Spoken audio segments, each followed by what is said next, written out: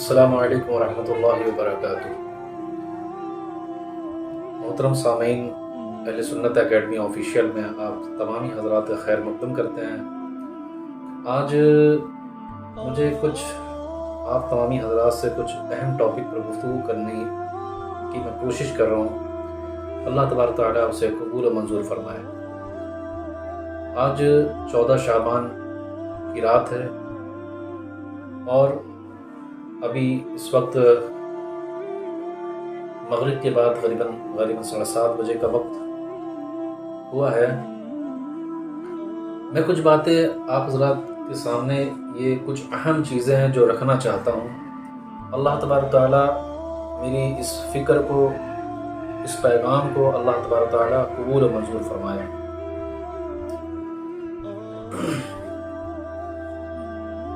محترم حضرات، آپ اگر معاشرے میں غور کریں تو آج کس قدر کم علمی نظر آتی ہے۔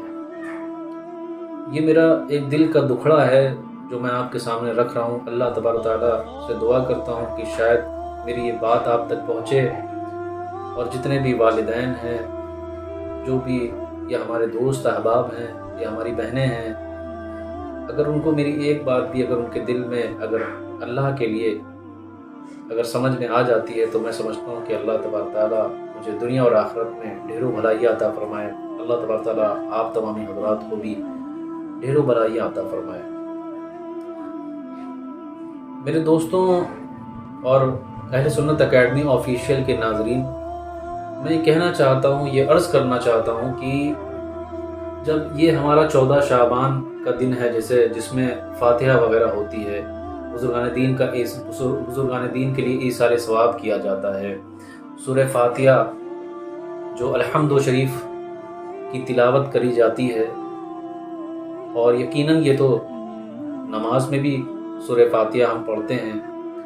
اور یہ حقیقتاً سورہ فاتحہ اللہ تبارک تعالیٰ کی حمد و ثنا ہے۔ اللہ سبحانہ و تعالیٰ کی حمد و ثنا کا نام سورہ فاتحہ ہے، جس میں ہم اللہ تبارک تعالیٰ کا بلندی والا ذکر کرتے ہیں، شان والا ذکر کرتے ہیں، اس کی حمد و ثنا کرتے ہیں۔ الحمدللہ رب العالمین کی وہ تمام عالمین کے لیے اللہ تبارک تعالیٰ تمام عالم الحمدللہ رب العالمین تمام اس رب کی حمد کرتے ہیں۔ اور میں ابھی دیکھیں، یہ عصر کا وقت، غالباً عصر سے پہلے کچھ لوگ ملتے ہیں، میرے احباب ہیں، میرے دوست ہیں، اور وہ مجھ سے کہتے ہیں کہ یا مجھ سے کہا انہوں نے، اور غالباً 14 سال ہو رہا ہے مجھے اس لائن میں اپنی تعلیم بھی حاصل کرتا ہوں، میں اسٹڈیز بھی کرتا ہوں، تو تمام چیزیں یہ آج میں کہنے کی کوشش کر رہا ہوں آپ کے سامنے کہ آج ہم اپنے آپ کو غور کریں، اپنے اوپر غور کریں۔ ہمارے جو احباب ہیں، جو اس وقت جن کے چلڈرنس ہو چکے ہیں، یہ کیول میں جو ڈسکس کرنا چاہتا ہوں وہ آج ڈسکس اباؤٹ اسلام اینڈ ڈسکس اباؤٹ دین اسلام کے بارے میں ڈسکس کرنا چاہتا ہوں، کچھ اہم باتیں کرنا چاہتا ہوں۔ یہ 14 شعبان جو ہے وہ بہت ایک اہم رات ہے، بہت اہم رات ہے، جس کو ہم شب برات کے نام سے بھی جانتے ہیں، مانتے ہیں اور اس کا اہتمام کرتے ہیں۔ شب برات بے حد اہم رات ہے، کسی صورت سے بھی اسے غفلت میں نہ گزاریں، کسی بھی صورت سے آپ اسے غفلت میں نہ گزاریں۔ اس رات رحمتوں کی خوب برسات ہے، بہت برسات ہے۔ اس مبارک شب میں اللہ تبارک تعالیٰ جل شانہ بنی کلب کی بکریوں، جسے حدیث پاک میں آتا ہے کہ بنی کلب کی بکریوں کے بالوں سے بھی زیادہ لوگوں کو جہنم سے آزاد فرماتا ہے۔ کتابوں میں لکھا ہے قبیلہ بنی کلب، ایک قبیلہ تھا عرب میں، قبیلہ بنی کلب قبائل عرب میں سب سے زیادہ بکریاں پالتا تھا۔ کچھ بدنصیب ایسے بھی ہیں جن پر شب برات یعنی چھٹکارا پانے کی رات بھی نہ بخشے جانے کی وعید ہے۔ مطلب یہ ٹرمز اینڈ کنڈیشنز ہے جو شب برات میں ایسے لوگوں کو بھی، جس کے بارے میں بتایا گیا ہے کہ وہ ایسی رات میں بھی، ایسی برکت والی رات میں بھی ایسی بہترین رات میں بھی وہ ایسے انسان نہیں بخشے جائیں گے۔ اللہ تبارک تعالیٰ ان کا ذکر کرتا ہے۔ حضرت سیدنا امام بہقی شافعی علی رحمۃ اللہ کبھی فضائل الاوقات میں نقل کرتے ہیں کہ رسول اکرم نور مجسم صلی اللہ تعالی علیہ وسلم کا فرمان عبرت نشان ہے، 6 آدمیوں کی اس رات بھی بخشش نہیں ہوگی۔ ان کا تذکرہ کر رہے ہیں وہ کون لوگ ہیں؟ وہ 6 آدمیوں 6 لوگوں کی اس رات بھی بخشش نہیں ہوگی۔ پہلا شراب کا عادی، پہلا شخص جو ہے وہ شراب کا عادی، جو ہمیشہ شراب پیتا ہے، شراب کا عادی ہے، ڈرنکنگ کرتا ہے۔ آج لوگ فیشن میں بھی شراب پی رہے ہیں، آج ہمارے مسلمان بھائی وہ بھی شراب پیتے ہیں۔ اللہ تبارک تعالیٰ اس حرام فعل سے ہمارے بھائیوں کو بچائے۔ بہت سارے ایسے لوگوں کو میں نے دیکھا ہے ایسے جگہوں پہ جہاں پر میں نے دیکھا وہ ہمارے مسلمان بھائی بھی شراب پیتے ہیں، بڑا فخر محسوس کرتے ہیں کہ میں شراب پیتا ہوں، ایسی محفلوں کو منعقد کرتے ہیں۔ اللہ تبارک تعالیٰ ایسے لوگوں سے بچائے۔ پہلا شراب کا عادی، دوسرا ماں باپ کا نافرمان، دوسرا ماں باپ کا نافرمان۔ اس میں دوسری وجوہات میں کبھی اس پر ڈسکس کروں گا اور ایک چھوٹا سا شارٹ کلپ بھی بناؤں گا کہ اب جو ہے ماں باپ کے حقوق اور اولاد کے حقوق، differentiate between mother and father and the حقوق اللہ آف اولاد، differentiate between mother and father and about children. اس کے لیے میں الگ سے ایک بار انشاءاللہ بیان کروں گا۔ تو دوسرا کیا ہے؟ ماں باپ کا نافرمان۔ پہلا جو تھا شراب کا عادی، دوسرا ماں باپ کا نافرمان، اور تیسرا زنا کا عادی، اور چوتھا قطعی تعلق کرنے والا۔ قطعی تعلق کرنے والا مطلب جو رشتہ داری کو توڑنے والا ہے، رشتہ داری کو توڑنے والا۔ اس میں ایک کڑی جو ثابت ہوتی ہے، میں سمجھتا ہوں کہ یہ بیچ میں بیان کرنا میرا مقصد ہے کہ آج کل جو رشتہ داری توڑی جاتی ہیں وہ دعا تعویذ کی تعلق سے بھی توڑی جاتی ہیں۔ اس پر بھی میں کبھی پھر گفتگو کروں گا۔ اور تصویر بنانے والا، پانچواں تصویر بنانے والا، اور چھٹا چغل خور، ایک دوسرے کی بات ادھر سے ادھر سے ادھر کرنے والا۔ تو یہ 6 افراد کے بارے میں حضور صلی اللہ تعالی علیہ وسلم نے ذکر کیا ہے۔ پہلا شراب کا عادی، دوسرا ماں باپ کا نافرمان، تیسرا زنا کا عادی، اور چوتھا قطعی تعلق کرنے والا، پانچواں تصویر بنانے والا، اور چھٹا چغل خور۔ ان کے بارے میں اللہ کے رسول صلی اللہ علیہ وآلہ وسلم نے اس کا ذکر کیا۔ اسی طرح کاہن، اور مزید آپ نے بیان فرمایا، اسی طرح کاہن، جادوگر، تکبر کے ساتھ پاجامہ یا تہبند ٹخنوں کے نیچے لٹکانے والے، اور کسی مسلمان سے بلا اجازت شرعی بغض و کینہ رکھنے والے پر بھی اس رات مغفرت کی سعادت سے محرومی کی وعید ہے۔ چنانچہ تمام مسلمانوں کو چاہیے کہ جو تذکرہ یعنی بیان کردہ گناہوں میں سے اگر معاذ اللہ کسی گناہ میں ملوث ہوں تو بالخصوص اس گناہ سے اور بالعموم ہر گناہ سے شب برات کے آنے سے پہلے بلکہ آج اور ابھی سچی توبہ کر لیں، اور اگر بندوں کی حق تلفیاں کی ہیں تو توبہ کے ساتھ ساتھ ان کی معافی تلافی کی ترکیب بھی فرما لیں۔ امام اہل سنت امام احمد رضا خان فاضل بریلوی رحمۃ اللہ تعالی علیہ اس کے بارے میں فرماتے ہیں کہ شب برات سے قبل توبہ اور معافی تلافی کے تعلق سے ایک مکتوب شریف ارسال فرمایا جو کہ اس کی افادیت یعنی فائدے کے پیش نظر حاضر خدمت ہے۔ چنانچہ کلیات مکاتب رضا جلد اول صفحہ 356 تا 357 پر ہے، شب برات قریب ہے، اس رات تمام بندوں کے اعمال حضرت عزت میں پیش ہوتے ہیں، مولا عز و جل بدفعل حضور پر نور شافعی یوم النشور صلی اللہ تعالی علیہ وآلہ وسلم مسلمانوں کے ذنوب یعنی گناہ معاف فرماتا ہے، مگر مولا عز و جل حضور صلی اللہ تعالی وسلم کے صدقے دفعل میں گناہوں کو معاف فرماتا ہے، مگر چند ان میں وہ مسلمان جو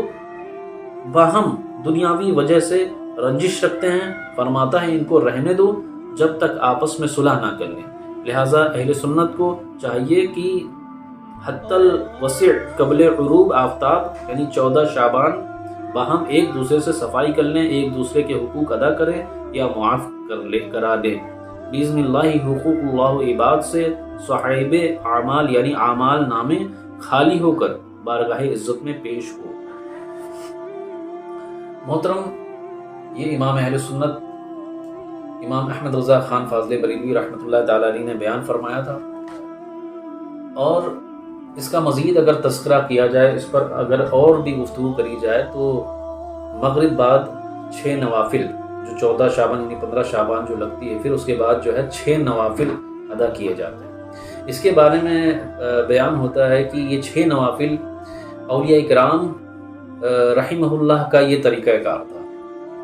اس کے بارے میں تمام کتب میں آیا ہے، اور لوگ کہیں کہ یہ کہاں سے ثابت ہے، لوگ کہیں یہ کہاں پر لکھا ہوا ہے، کس حدیث میں لکھا ہوا ہے، تو میں سمجھتا ہوں کہ وہ تب علم ہے، اور اگر اللہ تبارک تعالیٰ جل شانہ کی بارگاہ میں ہم نوافل ادا کر رہے ہیں کھڑے ہو کر کے، ہم نمازیں ادا کر رہے ہیں کھڑے ہو کر کے، اور اس کے بارے میں ہم کو ثبوت دینا پڑ جائے تو یہ ہماری نااہلی اور کم عقلی کا ثبوت ہے۔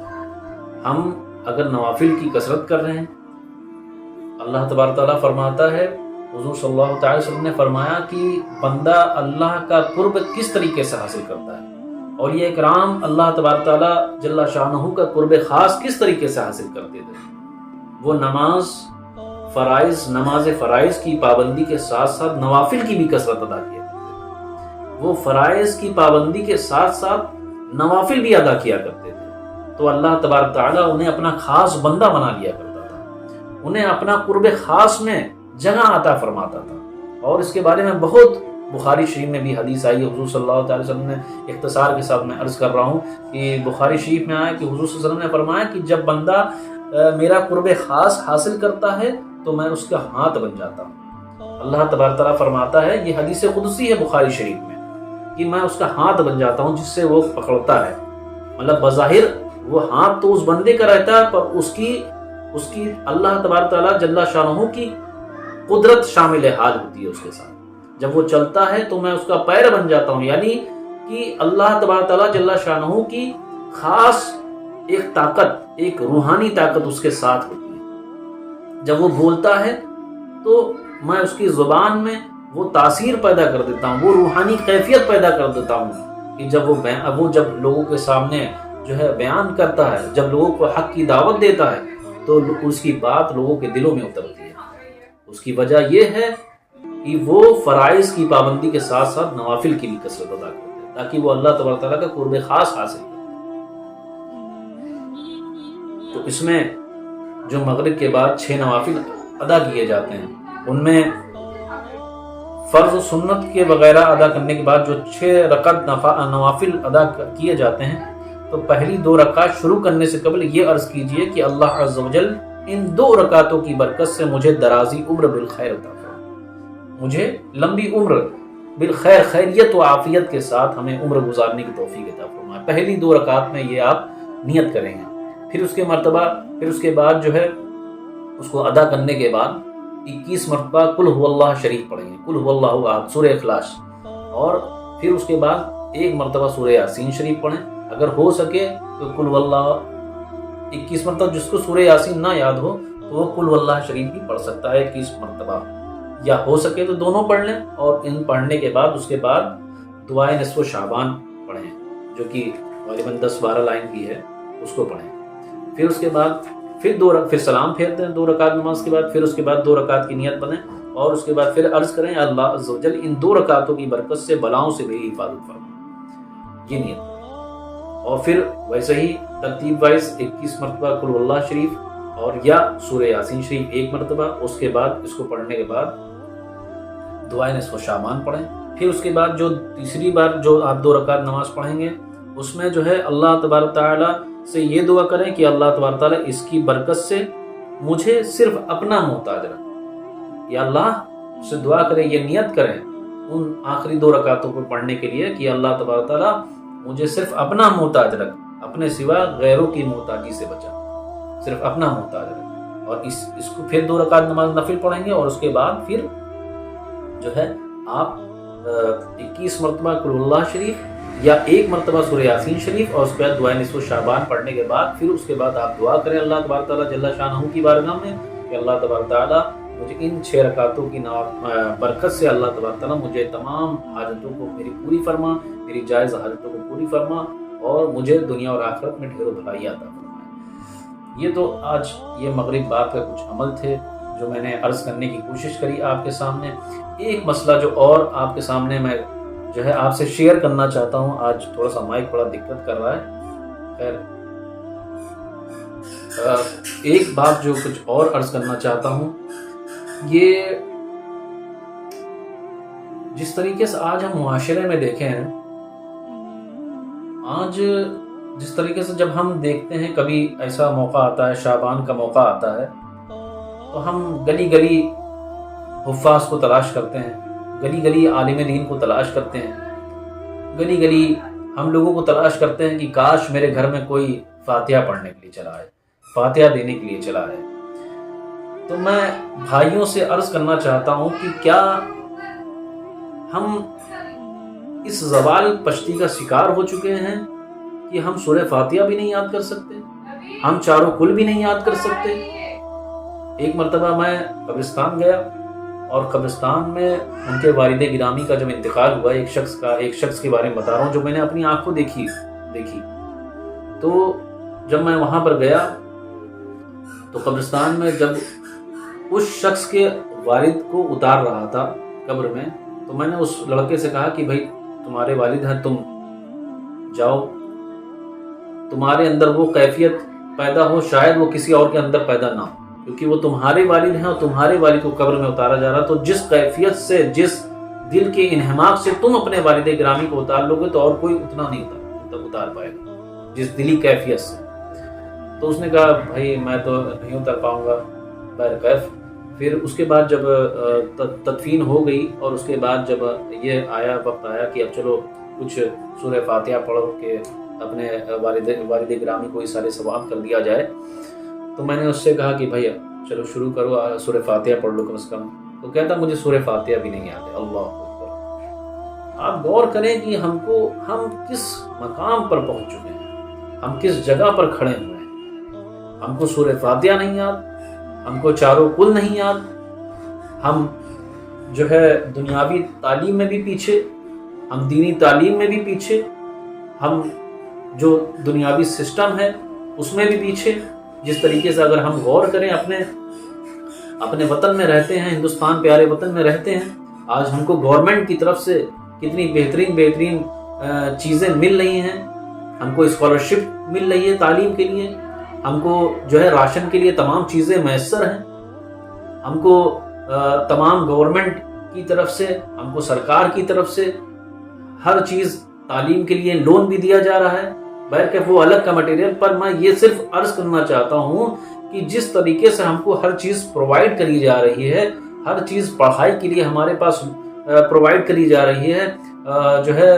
راشن کے لیے ہمارے پاس ہر چیز گورنمنٹ پرووائڈ کر رہی ہے، تعلیم کے معاملے میں بھی گورنمنٹ ہم کو پرووائڈ کر رہی ہے کہ بچہ پڑھے، تعلیم کے معاملے میں آگے بڑھے، ہم کو لیپ ٹاپ پرووائڈ کیا جا رہا ہے، ہم کو اسمارٹ فون پرووائڈ کیے جا رہے ہیں گورنمنٹ کی طرف سے، ہم کو ٹیبلٹ پرووائڈ کیا جا رہا ہے گورنمنٹ کی طرف سے، ہر چیز تعلیمی نظام قائم ہے، ہر چیز قائم ہے، گورنمنٹ کی طرف سے ہر چیز دیا جا رہا ہے، لیکن ہمارے پاس کیا رزلٹ ہے؟ بس وہی 0 کا 0 رزلٹ ہے ہمارے پاس۔ ہمارے پاس نہ سیکھنے کے لیے وقت ہے، نہ ہم کو ہمارے والدین کو ایصال ثواب کرنے کے لیے ہمارے پاس تعلیمی معیار ہے، نہ ہم کو نمازوں کی پابندی کرنے کی فرصت ہے۔ بس ہم کو فرصت ہے تو صرف ریسٹورنٹ میں جانے کی فرصت ہے، ہم کو فرصت ہے تو ہم کو جو ہے لوگوں کی تعریفیں کرنے کی فرصت ہے ہمارے پاس اگر فرصت ہے تو ہوٹلوں میں بیٹھ کر کے اپنے وقتوں کو گزارنے کی فرصت ہے ہمارے پاس، ہم کو فرصت ہے تو جھوٹی بیان بازی کرنے کی ہمارے پاس فرصت ہے، ہم کو اگر فرصت ہے تو لوگوں کے پاس بیٹھ کر کے ادھر کی بات ادھر اور ادھر کی بات ادھر کرنے کی فرصت ہے ہمارے پاس۔ لیکن ہمارے پاس اگر فرصت نہیں ہے تو صرف تعلیم سیکھنے کے لیے فرصت نہیں ہے، ہمارے پاس اگر فرصت نہیں ہے تو ائمہ حضرات کے پاس، علماء کے پاس بیٹھ کر کے جو ہے شرعی انداز میں رہنمائی لینے کی فرصت نہیں ہمارے پاس اگر فرصت نہیں ہے تو گورنمنٹ کی اسکیم جاننے کے لیے ہمارے پاس فرصت نہیں ہے، ہمارے فرصت اگر نہیں ہے تو اچھی چیزوں کو سیکھنے کے لیے ہمارے پاس فرصت نہیں ہے، ہمارے پاس فرصت نہیں ہے تو نماز پڑھنے کے لیے ہمارے پاس فرصت نہیں ہے، ہمارے پاس فرصت نہیں ہے تو یتیماں ہوں، جو غریب ہوں، جو مسکین ہوں ان کی خدمت کرنے کے لیے ہمارے پاس فرصت نہیں ہے، لیکن کھڑے ہو کر کے ویڈیو بنوانا، ریلز بنوانا، چند پیسوں کے لیے بک جانا، اگر فرصت ہے ہمارے پاس تو یہ فرصت ہے ہمارے پاس۔ اللہ تبارک تعالیٰ ایسے کاموں سے ہمیں محفوظ فرمائے، اللہ تبارک تعالیٰ ہمیں دین کا علم عطا فرمائے، اللہ تبارک تعالیٰ ہمیں دنیاوی اعتبار سے ہمیں علم سیکھنے کا جذبہ عطا فرمائے۔ ہم جھوٹی گواہی دے دیتے ہیں، ہم بچوں کے اوپر ظلم و ستم کرتے ہیں، ہمارے پاس وقت نہیں ہے، ہمارے پاس وقت نہیں ہے۔ جب کسی سے کہو کہ نماز پڑھنے چلو میرے بھائی، تو کہتا ہم ناپاک ہیں۔ وہ بھائی اگر ہم ناپاک ہیں تو ہمارے پاس اگر موت آ گئی ایسے وقت میں تو ہم کیا کر سکتے ہیں؟ ہم کیا کریں گے ایسے موقع؟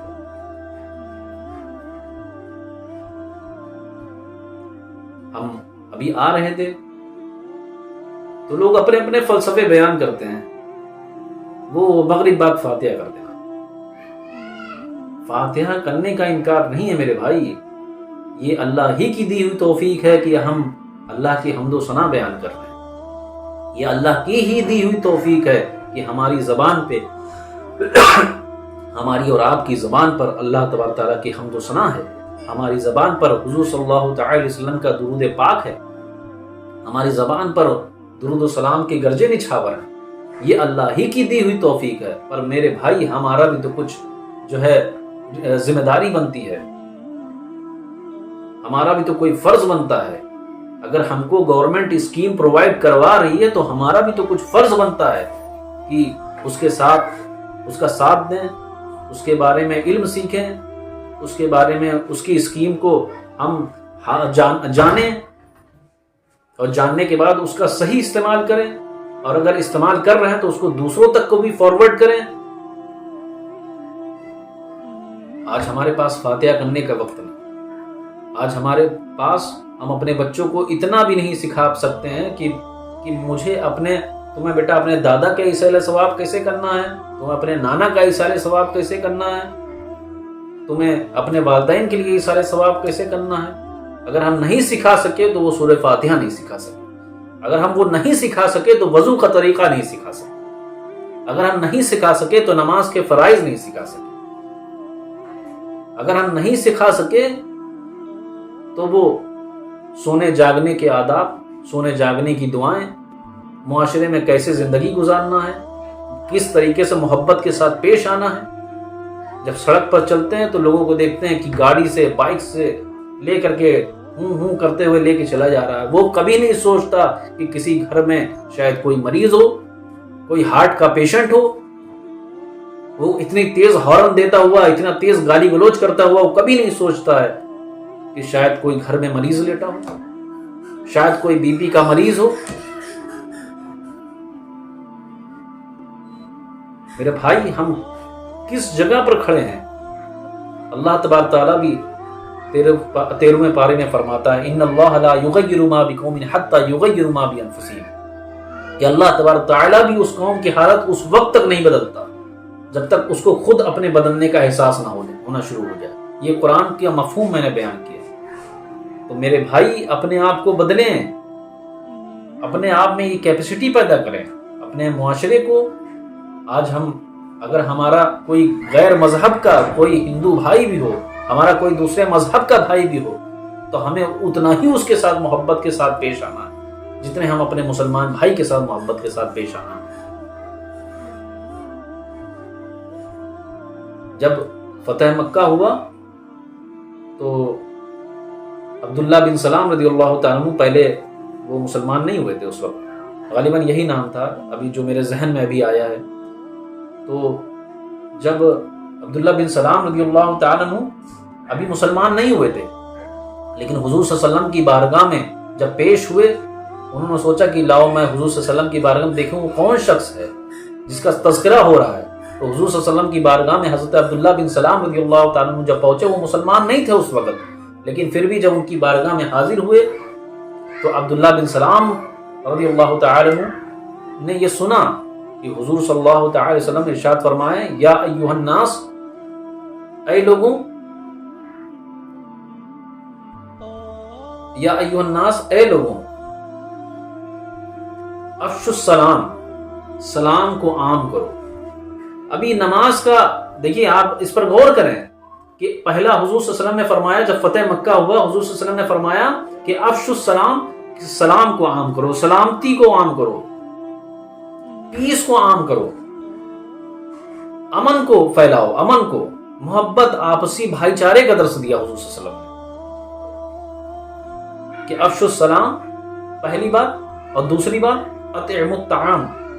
کہ لوگوں کو کھانا کھلاؤ۔ اس کا مذہب نہیں پوچھ کے بتایا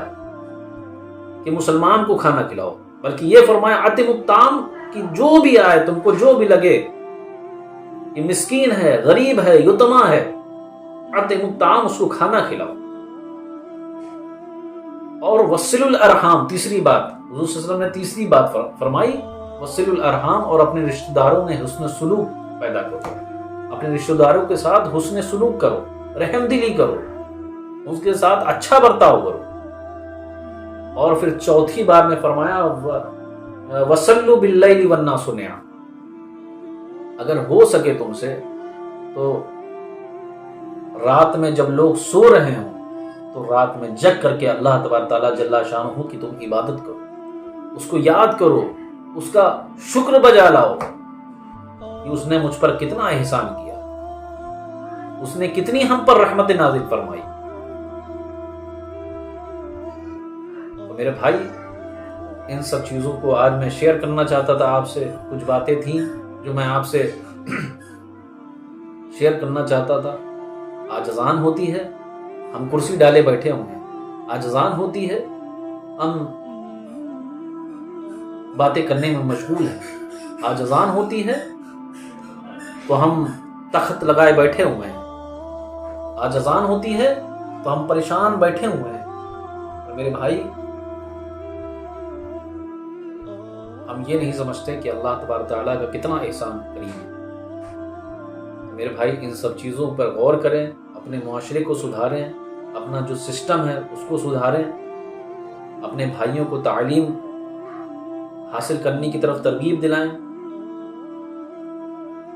ان کو دنیاوی اعتبار سے بھی اچھا بنانے کی کوشش کریں اور دینی اعتبار سے بھی اچھا بنانے کی کوشش کریں۔ اللہ تبارک تعالیٰ جل شانہ سے دعا ہے کہ اللہ تبارک تعالیٰ جو بھی باتیں کہیں اس پر سب سے پہلے مجھے عمل کرنے کی توفیق عطا فرمائے، اور پھر اس کے بعد آپ لوگوں کو بھی توفیق عطا فرمائے اللہ تبارک تعالیٰ ہم سب کے گناہوں کو معاف فرمائے۔ جو بھی میرے بیان میں کہنے میں